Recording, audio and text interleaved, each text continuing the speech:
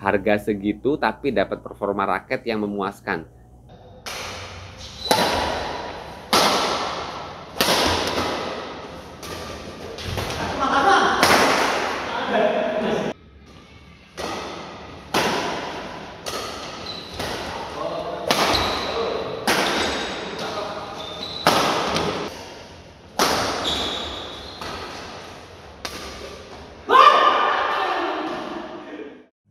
Hai guys, balik lagi bersama saya di channel Badminton Glaze Official.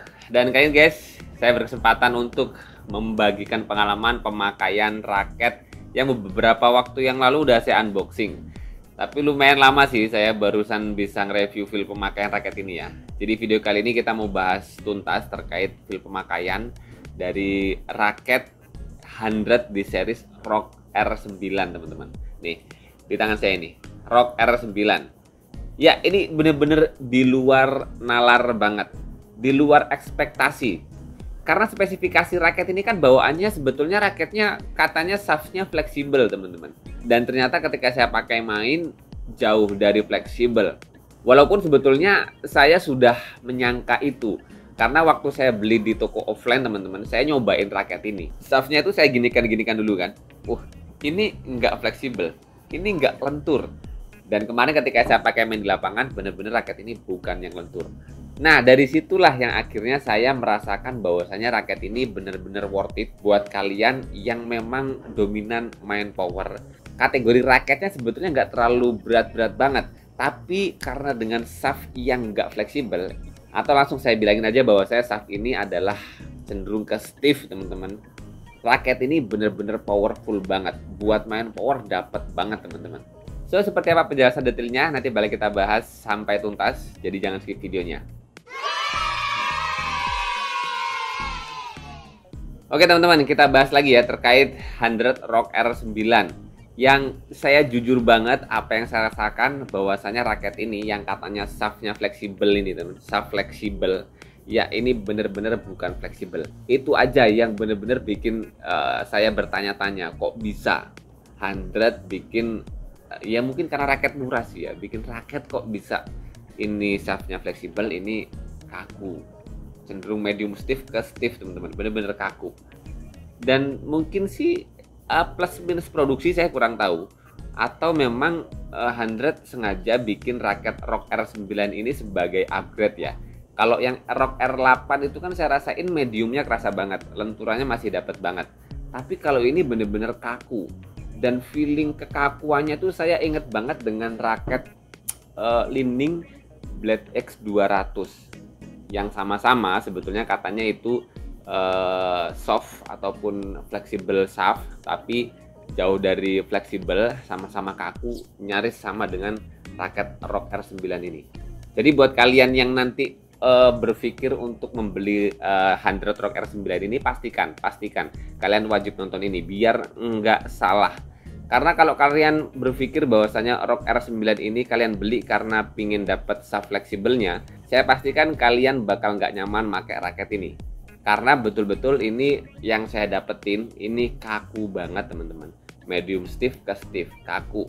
Dan buat kalian yang belum ngerti ya, perbedaan shaft flexibility raket yang fleksibel gitu, lentur, dan juga stiff kaku gitu, itu bener-bener jauh banget.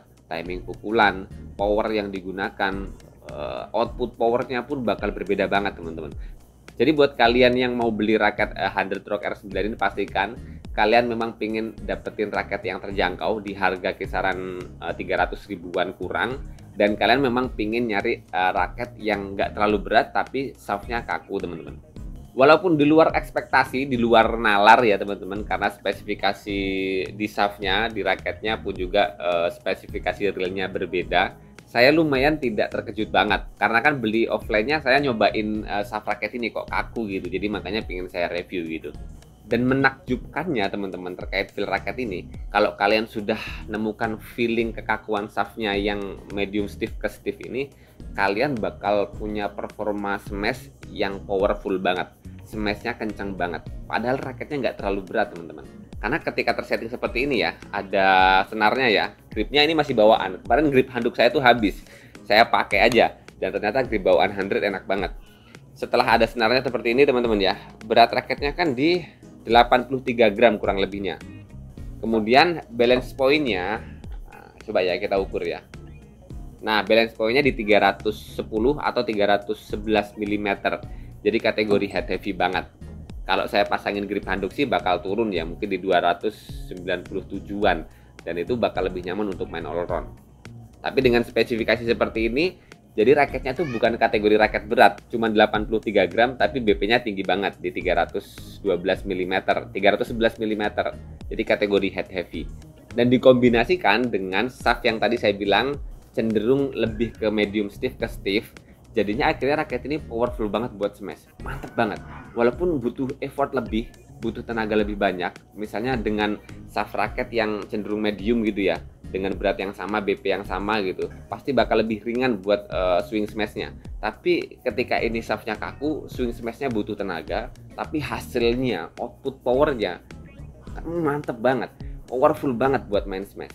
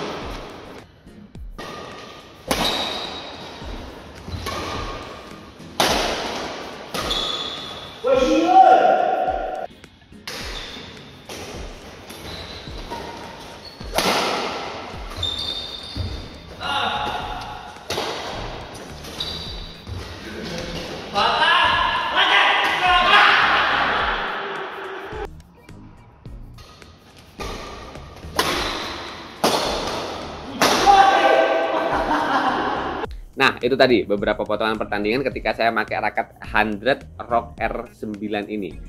Ya, dengan keluarnya seri kedua ini dari seri Rock ya, setelah Rock R8 kemudian Rock R9, saya bisa bilang ini bener-bener berhasil banget. Karena kalau dibuat upgrade dari seri lamanya, ya pas. Seri lamanya medium, ini seri terbarunya dia stiff. Jadi buat kalian yang pengen ngerasain raket-raket nggak terlalu berat tapi shaftnya kaku, Rock R9 ini salah satu opsinya. Mungkin sih catatan penting ya, feel pemakaian yang saya rasakan ketika kemarin pakai raket Rock R9 ini teman-teman. Karena shaftnya kaku dengan berat yang nggak terlalu berat tuh tetap butuh effort. Karena pada hari yang sama saya pakai raket yang berat dan BP-nya nyaris sama gitu teman-teman.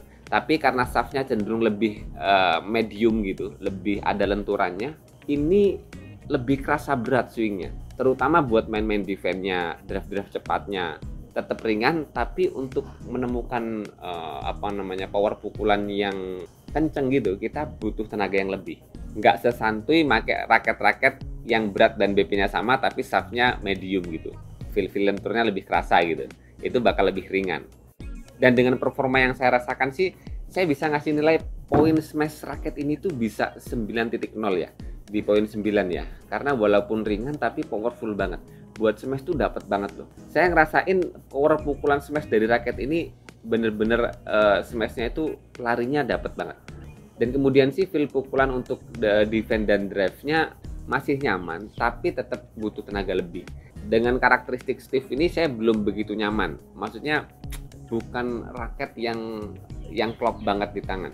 Beda halnya misalnya dengan Arsaber 1 feel milik saya teman-teman ya, atau raket Li-Ning Tectonic 1 itu jauh lebih nyaman di tangan saya karena shaftnya cenderung medium ke medium stiff, bukan medium stiff ke stiff, jadi bukan yang kaku banget.